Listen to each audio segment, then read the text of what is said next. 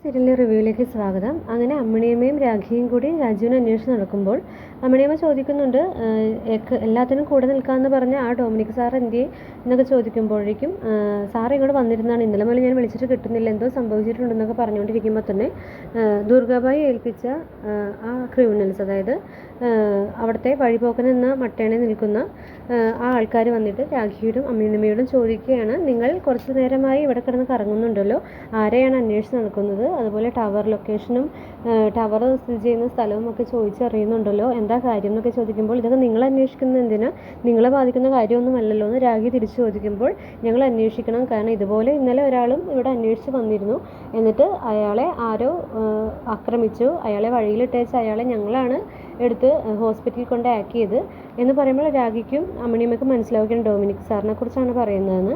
അപ്പം എന്നിട്ട് അയാളിപ്പോൾ എന്ത് ചെയ്യുന്നു ചോദിക്കുമ്പോൾ, അയാൾ സിറ്റിയിൽ ഹോസ്പിറ്റലിൽ കൊണ്ട് ആക്കി, അയാൾ അവിടെ നിന്ന് പോയിട്ടുണ്ടാകും, ഇപ്പോൾ എവിടെയാണ്, ജീവിച്ചിരിപ്പുണ്ടോ എന്താണെന്നൊന്നും ഞങ്ങൾക്കറിയില്ല, അപ്പോൾ എന്തെങ്കിലും സംഭവിച്ചു കഴിഞ്ഞാൽ ഇനി നിങ്ങൾക്ക് നാളെ എന്തെങ്കിലും സംഭവിക്കുകയും ഞങ്ങൾ തന്നെ നടക്കേണ്ടി വരും, അതുകൊണ്ടാണ് ചോദിച്ചതെന്നൊക്കെ പറയുകയാണ്.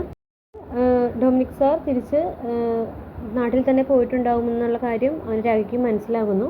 അതിനുശേഷം കാണിക്കുന്നത് ാണ് രാജീവൻ അങ്ങനെ പൂട്ടിയിട്ടിരിക്കുന്ന റൂമിൽ നിന്ന് പതുക്കെ എഴുന്നേറ്റ് നിൽക്കുമ്പോഴേക്കും പെട്ടെന്നൊരു ശബ്ദം കേട്ട് അങ്ങോട്ട് ആ ഹെൽപ്പർ, അതായത് ദുർഗാബായി ഏൽപ്പിച്ചിരിക്കുന്ന ആ ഹെൽപ്പർ ഇഞ്ചക്ഷൻ എടുക്കാൻ വേണ്ടിയിട്ട് ഡോസ് കൂട്ടി കൊടുക്കാനൊക്കെ വേണ്ടിയിട്ട് വരികയാണ്. അപ്പോൾ രാജീവിനോട് ചോദിക്കുകയാണ്, സാർ എന്താ നോക്കുന്നത്, സാറിനോടൊന്ന് രക്ഷപ്പെടണമെന്നൊക്കെ ഉണ്ടാവും, പക്ഷെ ഒന്നും നടക്കാൻ പോകുന്നില്ല, ഇത് 25 ഏക്കർ സ്ഥലത്ത് ആകിക്കൂടിയിരിക്കുന്ന ഒരു കെട്ടിടമാണ്, ഇവിടെ നിന്നും ഒരു ശബ്ദവും സാറിൻ്റെ പുറത്ത് പോകില്ല, ആരും രക്ഷിക്കാനും വരില്ല, സാറിനൊരു രക്ഷയും ഇവിടുന്ന് കിട്ടില്ല, അതിനാകിക്കൂടി ഒരു മാർഗ്ഗമേ ഉള്ളൂ, ശാരിക മാഡത്തിൻ്റെ കൂടെ ജീവിക്കാൻ നോക്ക്, അവർ പറയുന്ന പോലെ കേൾക്കുന്നു പറയുമ്പോഴേക്കും രാജീവൻ ചോദിക്കുകയാണ്, നിങ്ങൾക്ക് ശാരിക എത്ര രൂപയാണ് സാലറി തരുന്നതെന്ന് പറയുമ്പോൾ, ഞങ്ങളെ ഇവിടെ ദുർഗാബായിയാണ് ഏൽപ്പിച്ചിരിക്കുന്നതെന്നൊക്കെ പറയുമ്പോൾ, എന്നാൽ ഞാൻ പറയുകയാണ് അവർ തരുന്നതിൻ്റെ ഇരട്ടി ഞാൻ പൈസ സാലറി തരാം എന്നൊക്കെ പറയുമ്പോഴേക്കും, അതിൻ്റെ ആവശ്യമില്ല, ഞങ്ങൾക്ക് അതിനും വലുത് ഞങ്ങളുടെ ജീവനാണ്, അവരെ നല്ല പേടിയുണ്ട്, അവരെ പേടിക്കേണ്ട ഒരാളാണ്, അതുകൊണ്ട് ഇതിനെക്കുറിച്ച് കൂടുതൽ സംസാരിക്കേണ്ടെന്ന് പറഞ്ഞിട്ട് അയാൾ പോകാൻ പോകുമ്പോഴേക്കും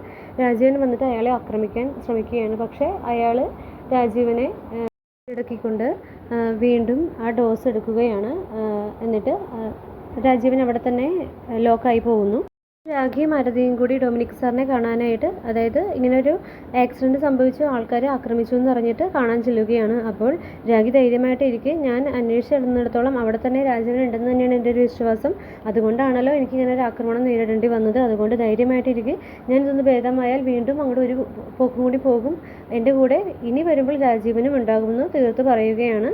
ആക്രമിച്ചത് അവിടുത്തെ നാട്ടുകാരാണ് എന്ന് പറയുമ്പോൾ അത് നാട്ടുകാർ തന്നെയായിരിക്കുമോ എന്നൊക്കെ അവർ അവരുടെ സംശയങ്ങളും പങ്കുവയ്ക്കുന്നു. അതിനുശേഷം രാജീവൻ ഇപ്പോഴും ജീവിച്ചിരിപ്പുണ്ട്, അവിടെ തന്നെ ഉണ്ടെന്നുള്ള കാര്യത്തിൽ തീരുമാനമായില്ലേ, അല്ലെങ്കിൽ നിനക്കത് മനസ്സിലായി അത്രയും സമാധാനമായില്ലേ, ഇനി അടുത്തേക്ക് വാ, അവർക്ക് കുറച്ച് സമാധാനമാവട്ടെ എന്നൊക്കെ പറയുമ്പോഴേക്കും, ഇല്ല, കുട്ടികൾക്ക് ഞാനൊരു വാക്ക് കൊടുത്തിട്ടുണ്ട്, ഞാൻ വരുമ്പോൾ അച്ഛനും കൂടെ ഉണ്ടാകും, എനിക്കത് പാലിക്കുക തന്നെ ചെയ്യണം, അതുകൊണ്ട് ഞാൻ ഇപ്പോൾ അത് വരുന്നില്ല, ഞാൻ അമ്മിണിയമ്മയുടെ കൂടെ താമസിക്കാൻ പോവുകയാണ്, കുറച്ച് ദിവസത്തേക്ക്, ഒരാഴ്ച കൂടി ശ്രമിക്കുന്നു പറഞ്ഞിട്ട് രാഖി അങ്ങോട്ട് തന്നെ തിരിച്ചു പോവുകയാണ് അമ്മിണിയമ്മയുടെ അടുത്തേക്ക്.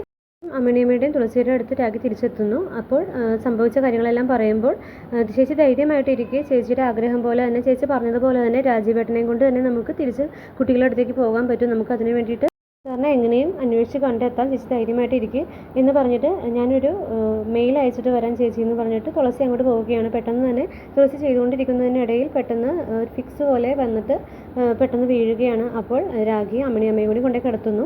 അമ്മിണിയമ്മയോട് എന്തത് പറ്റിയെന്ന് ചോദിക്കുമ്പോൾ, അവൾക്ക് അന്ന് അവളെ കൊല്ലാൻ വേണ്ടിയിട്ട് അന്ന് ICUയിൽ വെച്ച് എന്തോ ഒരു മരുന്ന് മാറ്റി കൊടുത്തത് മുതൽ അവൾക്കിപ്പോൾ അങ്ങനെയാണ്, ഇടയ്ക്കിടയ്ക്ക് അപസ്മാരം പോലെ വരുന്നുണ്ട്, എല്ലാത്തിനും കാരണം ശാരികയാണ്, എന്നെങ്കിലും എനിക്കൊരു അവസരം കിട്ടിയാൽ ഞാൻ തന്നെ അവളെ കൊല്ലും, ഞാൻ അവളെ വെറുതെ വിടില്ല എന്നൊക്കെ പറഞ്ഞിട്ട് രാഖിയോട് സംസാരിക്കുകയാണ്. അതിന് ശേഷം കാണിക്കുന്നത് DYSP ഡൊമിനിക് സാർ ശാരികയുടെ വീട്ടിൽ വരുന്നതാണ്.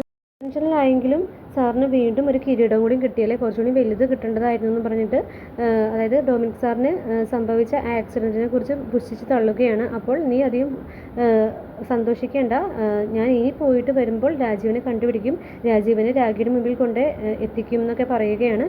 എങ്കിൽ ഞാൻ ചലഞ്ച് ചെയ്യുകയാണ്, അങ്ങനെ സംഭവിച്ചാൽ ഞാൻ ഇതുവരെ ചെയ്ത എല്ലാ തെറ്റുകളും ഏറ്റുപറഞ്ഞ് ഞാൻ തന്നെ കീഴടങ്ങും എന്ന് മാത്രമല്ല ഞാൻ രാഖിയുടെ കാല് കഴുകി വെള്ളം കുടിക്കാൻ വരെ തയ്യാറാണെന്നുള്ള രീതിയിൽ വലിയ വലിയ വാക്കുകളൊക്കെ പറയുമ്പോൾ ഡിവൈഎസ്പിയും പറയുകയാണെങ്കിൽ നീ അതിനൊക്കെ തയ്യാറായിക്കോ, എത്രയും പെട്ടെന്ന് തന്നെ നിനക്കതെല്ലാം ചെയ്യേണ്ടി വരും, നീ ഒരു കിണ്ടി വെള്ളവും ഒക്കെ റെഡിയാക്കി വെച്ചോ രാഖിയുടെ കാല് കഴുകി തീർത്ഥം കുടിക്കാനായിട്ട് എന്ന് പറഞ്ഞിട്ട് പോകുന്നതാണ് കാണിക്കുന്നത്.